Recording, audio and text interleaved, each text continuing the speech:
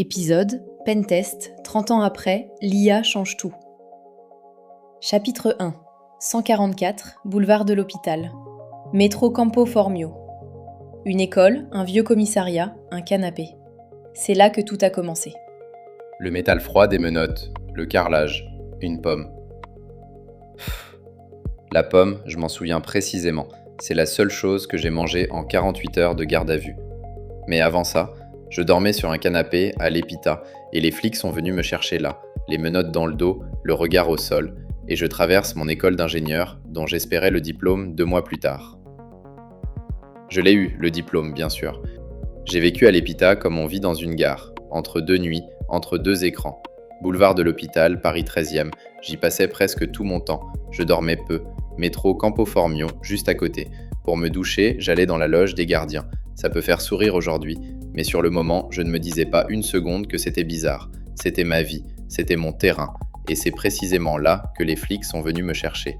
Pas chez moi, à l'école. Tout le monde savait que j'étais là, toujours là. Le commissariat du 13e était à 100 mètres, au 144 du même boulevard. Ils m'emmènent à pied.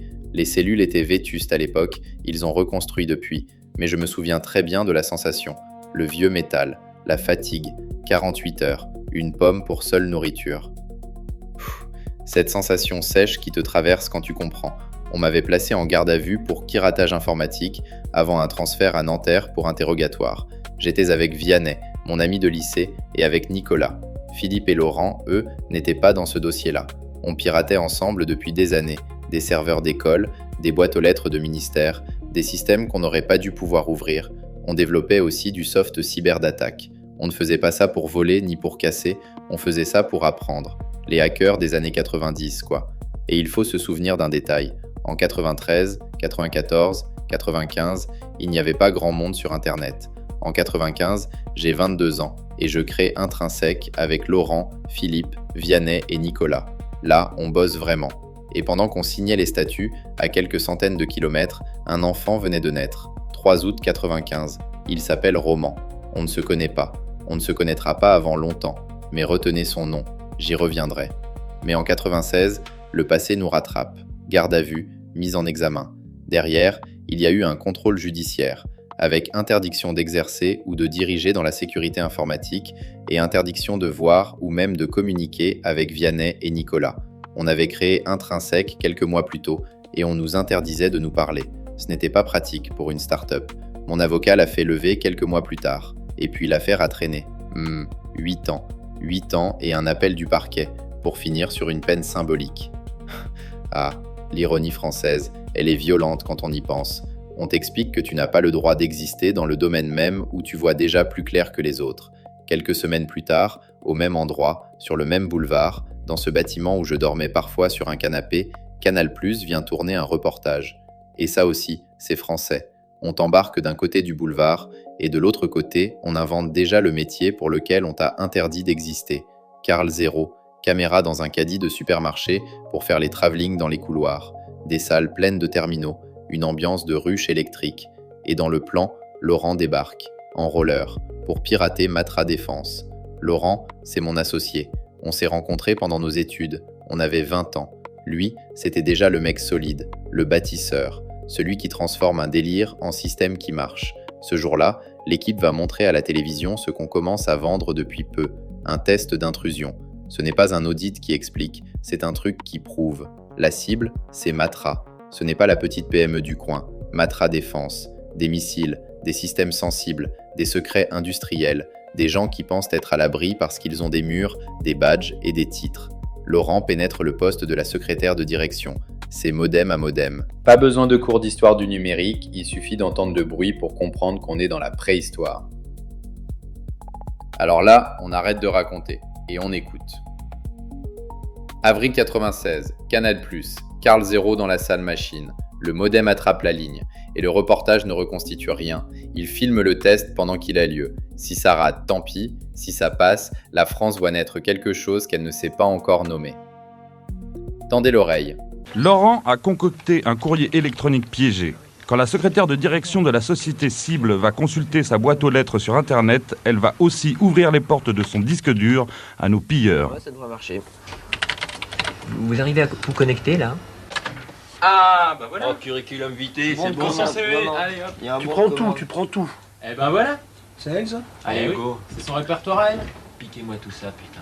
Non, Ça fait 80 mégas. Hein. ça, on n'a rien. Faut choisir vraiment, dépêche-toi. Alerte sur Internet. Ce que viennent de réussir les privés d'intrinsèques, d'autres surdoués de l'informatique, qu'ils soient américains, allemands ou russes, peuvent le réaliser. C'est sans doute déjà le cas. Avec la mondialisation de l'économie et l'extension des réseaux, la guerre virtuelle sera bientôt permanente. Pour se défendre contre cet espionnage New Look, les grandes entreprises françaises doivent briser un tabou et faire confiance à de jeunes allumés de l'ordinateur comme ceux-ci. Et là, ça coince. Les gens les plus intelligents de la précédente génération sont aujourd'hui ceux qui sont capables de dire « j'embauche immédiatement des jeunes, des gens qui sont formés, des gens qui ont cet état d'esprit ». Et vous voyez, aujourd'hui, un bon pirate sur le marché, ça n'a pas de prix. Un bon hacker sur le marché, cela n'a pas de prix. Voilà. Celui qui dit ça, ce n'est pas moi, ce n'est pas un de mes potes, c'est le commanditaire de la mission, un consultant en veille économique à la direction de Matra, le client quoi, celui qui nous a payé pour rentrer. À la télé nationale en 96, le commanditaire de l'intrusion explique tranquillement qu'un bon hacker, ça n'a pas de prix. Retenez cette phrase, parce qu'à la fin du reportage, quelqu'un d'autre va dire exactement le contraire. 80 mégaoctets aspirés en direct à cette époque-là, c'est presque une vie entière qui bascule. Aucun jargon, aucun slide, juste un bruit, une intrusion et un pays qui voit sans encore comprendre. Et au fond, quand j'y repense, avec une blague pour Canal+, on a peut-être offert la sensibilisation des Françaises et des Français la moins chère de tous les temps. Et puis arrive Daniel Padouin. Lui, ce n'est pas un figurant, c'est le créateur du CEFTI, le service d'enquête sur les fraudes aux technologies de l'information. En gros, la première brigade anti-cybercriminalité française. En février 96, dans Les Échos, il dit que les entreprises sont mal protégées, que les tests de pénétration sont rarement faits, que les grandes boîtes ne savent même pas toujours nommer leurs responsables sécurité. En mars, dans Libération, il explique que l'image du pirate jeune, sympathique et surdoué l'agace, que le pirate est surtout un salarié vengeur, jaloux, intéressé. Et en avril, il nous voit à l'œuvre. 4 jeunes, sympathiques oui, surdoués parfois, et surtout capables d'entrer là où les procédures rassurantes ne servent plus à rien. Il décrit le problème depuis des mois, et quand la solution apparaît devant sa caméra, il la rejette. Souvenez-vous du dirigeant de Matra. Un bon hacker sur le marché, cela n'a pas de prix. Lui, il voyait la valeur. Daniel Padouin, lui, voit autre chose. Commissaire, créateur du CEFTI, la voix de l'institution. Devant la caméra, il explique en substance que les pirates sont des salariés vengeurs, jaloux, intéressés, que ce qu'on fait n'a pas vraiment de valeur, que le vrai problème, c'est nous. À l'époque, on a 23 ans, on vient de monter une boîte, et un pays entier nous regarde en se demandant si on est des délinquants ou des ingénieurs. Sa dernière phrase, vous allez l'entendre. 2 mots. J'ai pas souvent vu, c'est peut-être pas un parallèle tout à fait exact à faire, mais enfin des gens qui faisaient des braquages de banque ou du style Spaggiari montaient des sociétés pour sécuriser, par exemple, des... Bon, j'ai jamais vu, mais enfin bon, ça paraît-il que ça existe dans le monde des hackers. Je sais pas si ce sont les personnes qui sont le mieux placées pour faire ce genre d'activité. Voilà, c'est tout. C'est tout.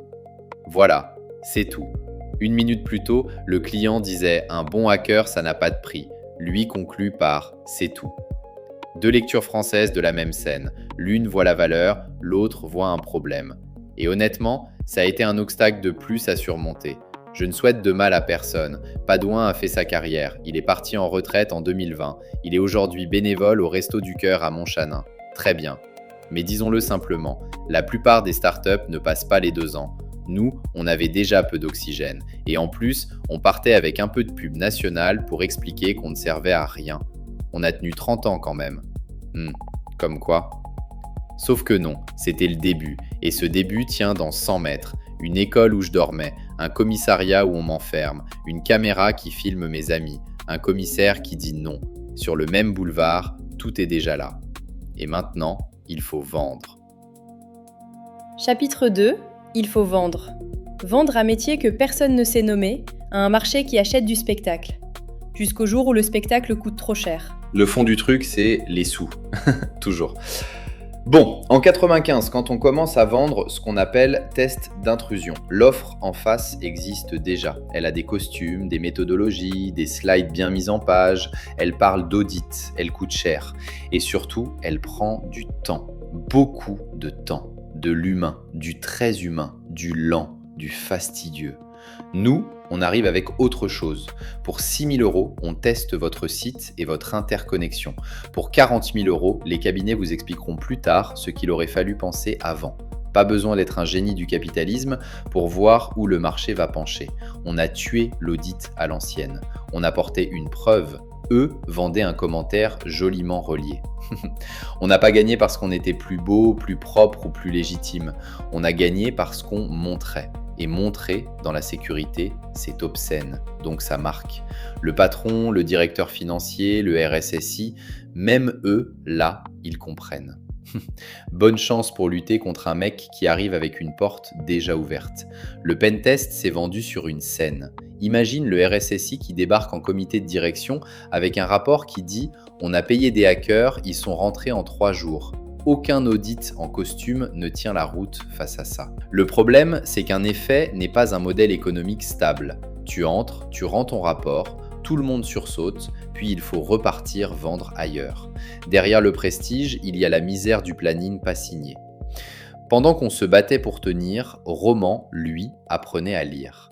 Et puis il y a eu un premier avertissement sérieux, une boîte qui s'appelait Qualys. Fin des années 90, début des années 2000. Et là, la boucle devient presque insolente.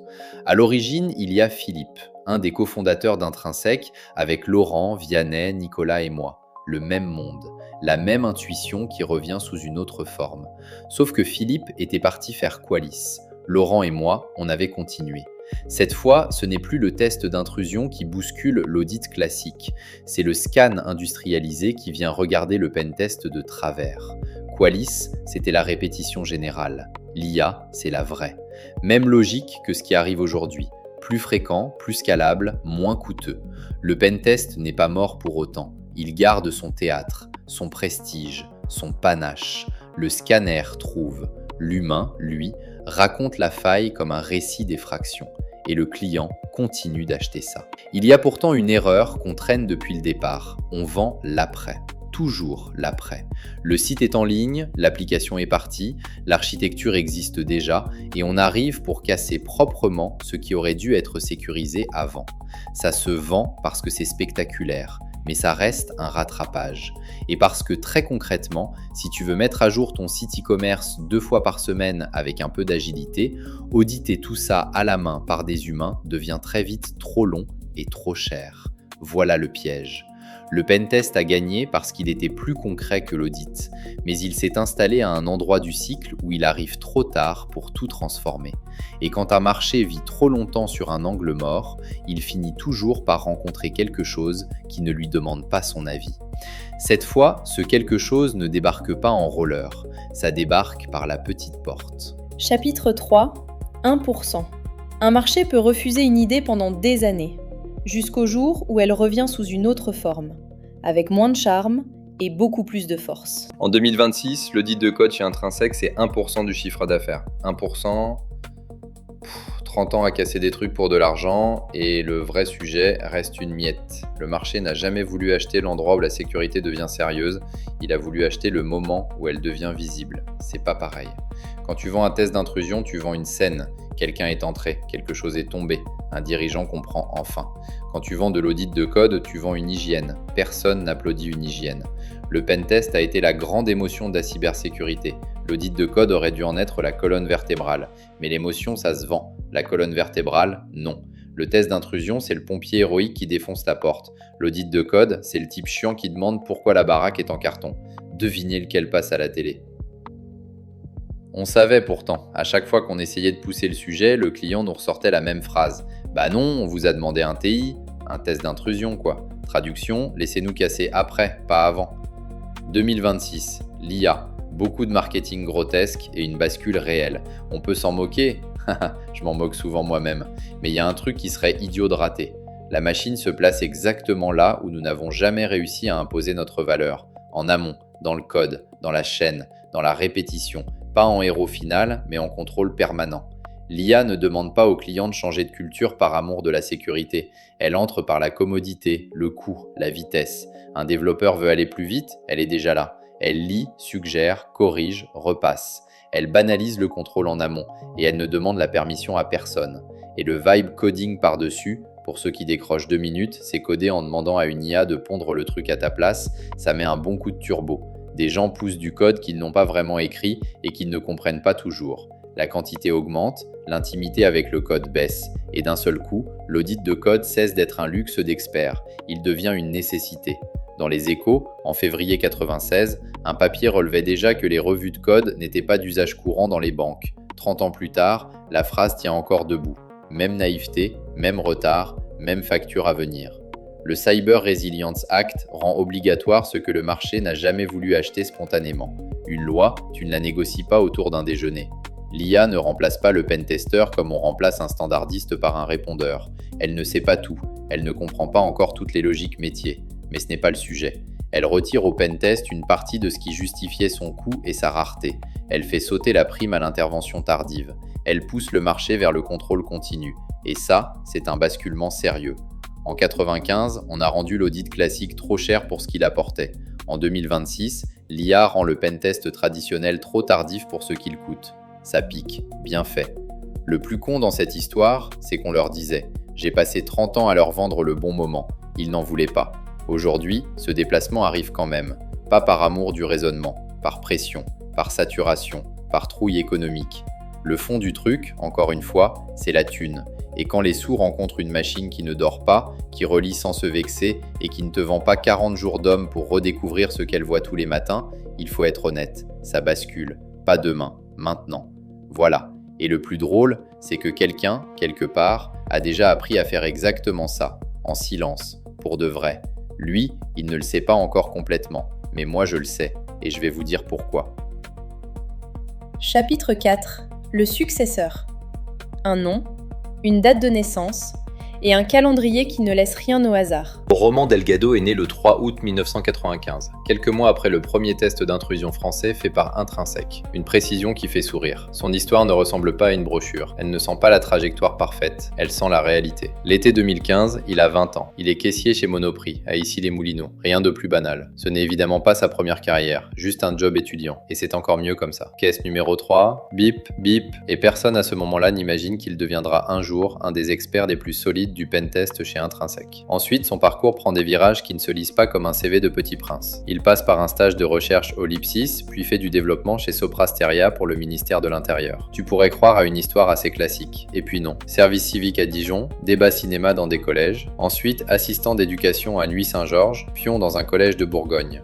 Cette image dit quelque chose du métier. Les gens croient encore qu'on fabrique des pentesters avec une grande école, un joli diplôme, 2 stages bien repassés et une photo LinkedIn bien sage. En réalité, on voit aussi émerger des profils qui se sont construits par entêtement, par curiosité, par nuit volée. Roman, c'est ça. Un parcours qui n'avait aucune raison apparente d'aboutir à ce niveau-là. Sauf qu'il y avait le reste. Les heures invisibles, TryHackMe, RootMe, les plateformes où tu apprends en cassant, où tu avances parce que tu veux comprendre, où tu acceptes de te prendre des murs jusqu'à ce que ça rentre. Il a grindé là-dessus. Il y a des gens qui font une formation, et d'autres qui se fabriquent leur terrain. Lui, il s'est fabriqué un terrain. Ensuite, alternance chez HRPass, formation Open Classrooms sur la sécurité des systèmes d'information. Pas de parcours sacré ici, ni d'aval institutionnel rassurant pour impressionner les recruteurs au réflexe. Non, une autre voie. Et puis février 2023, CDI chez Intrinsèque, pentester. Et le plus beau arrive après. Ah, l'OSWE, OffSec Web Expert. Ceux du métier savent ce que ça veut dire. C'est une épreuve sale, longue, exigeante, sans poudre aux yeux. 48 heures presque d'affilée dans un labo, à lire du code, trouver des failles, écrire des exploits, documenter proprement. Ça, c'est pas un QCM de fin de stage. C'est pas une certif à accrocher au mur. C'est une épreuve qui demande du fond, de la tenue, du nerf. Et c'est là que ça devient beau. Elle le place exactement au point de bascule de tout cet épisode. Le type qui porte aujourd'hui une part très forte du savoir-faire pentest chez Intrinsèque possède justement la certification qui correspond le mieux au monde qui arrive. Celui où l'IA rend l'audit de code obligatoire. Le calendrier se fout de nous. Le marché ne valorise pas encore massivement ce savoir-là, et lui, il l'a. Comme nous en 95 avec le test d'intrusion. Une compétence très forte, pour un besoin que la plupart plupart des gens n'avaient pas encore compris. Roman n'est pas seulement un successeur. Il est la preuve que dans ce métier, la légitimité, tu ne l'achètes pas avec un diplôme. Tu l'apprends avec de la pratique, de l'entêtement et la capacité à voir le coude avant les autres. En 2019, il surveille des collégiens à Nuit-Saint-Georges. En 2026, il porte une part très réelle de ce qu'Intrinsèque va devenir. Entre les deux, il y a des nuits, du code, des machines cassées, du boulot ingrat, une montée réelle. Et quand je pense à lui, je me dis deux choses. D'abord, quel parcours. Ensuite, mon vieux, tu arrives au moment exact où le métier va devoir choisir s'il veut survivre intelligemment ou défendre trop longtemps ce qu'il a été. Roman est né l'année du premier test d'intrusion français fait par Intrinsèque. Il a aujourd'hui 30 ans. Ça, pour moi, ce n'est pas un hasard narratif.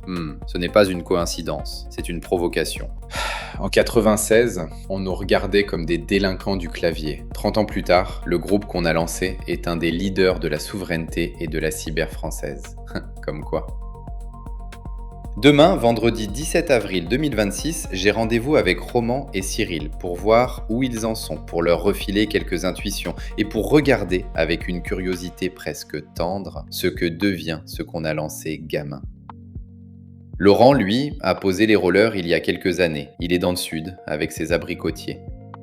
Ce truc vit sans moi depuis longtemps, et c'est exactement ça, la victoire. Ce qu'on a lancé avec rien, une école, un boulevard, des nuits trop courtes, un canapé, des idées mal élevées, est devenu un organisme vivant qui pense, avance et se transforme tout seul. Le reste compte moins. Et Roman va faire le sien. 30 ans plus tard, ce n'est plus ma place. Et franchement, tant mieux. Vous venez d'écouter Pentest, 30 ans après, l'IA change tout. Un récit signé par l'un des fondateurs d'Intrinsèque. Si cet épisode vous a parlé, partagez-le à quelqu'un qui pense encore que la sécurité commence après. À bientôt!